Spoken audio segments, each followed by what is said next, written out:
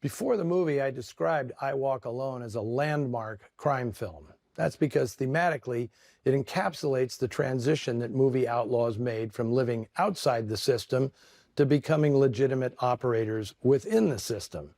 Prescient, I'd say. What you did not hear me say is that I Walk Alone is an especially good movie. At the time of its release, critic James Agee's terse review pretty much summed it up. Good performances by Wendell Corey and Kirk Douglas, a sharp scene about an old-fashioned gangster's helplessness against modern business methods, some better-than-ordinary nightclub atmosphere. Otherwise, this picture deserves, like 4 out of 5 other movies, to walk alone, tinkle a little bell, and cry, "Unclean, unclean." A rough assessment, but at least Agee acknowledged the movie's best scene, in which Kirk Douglas has flunky Wendell Corey explain the 3-card Monte accounting methods used by successful modern-day businessmen.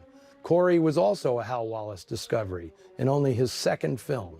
He deserves full marks for making that scene the best thing in the movie. Otherwise, most of the characters remain one-dimensional archetypes, a problem director Byron Haskin can't work his way around, as he was a cameraman, not a writer. And his limited experience with actors particularly shows in his handling of Burt Lancaster, or should I say, his lack of handling. Lancaster was a force of nature, which seemed to intimidate Haskin, who was at a loss to rein in the actor's over-the-top energy. Lancaster was perhaps the only actor in Hollywood who could play bigger than Kirk Douglas. And in this film, there was no holding him back. Other directors like Robert Siodmak, Jules Dassin, and Anatole Litvak fared much better restraining Lancaster during this early stage of his career. So, did Lancaster and Douglas, brash young studs with notoriously massive egos, get along while making this picture? "Burt and I got along then just as we do now," Douglas said years later. "We argued, we fought, we talked, we made up. Somehow, everything worked." As for Lancaster, he simply said, "Kirk would be the first to admit he's a difficult person, and I would be the second." This was Liz Scott's second visit to Noir Alley in the span of 7 days, and the same goes for Christine Miller. In fact, when I Walk Alone was in development under the title Deadlock, Miller was slated to play the female lead. She tested with Lancaster and was promised the part.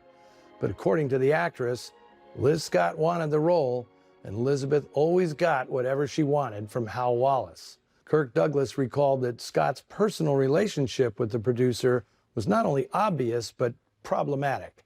She'd be sequestered in Wallis's office for a while, come out teary-eyed, and then be difficult for the rest of the day. And in case you were wondering, Trudy Stevens provided Scott's singing voice, which she also did in 2 other noirs, Dead Reckoning and Dark City. Liz Scott will not be back here next week. Instead, John Garfield and Geraldine Fitzgerald will be our featured stars in the 1906 Warner Brothers thriller Nobody Lives Forever. It's one of the many films written by the great W.R. Burnett, with stylish direction by Jean Negulesco.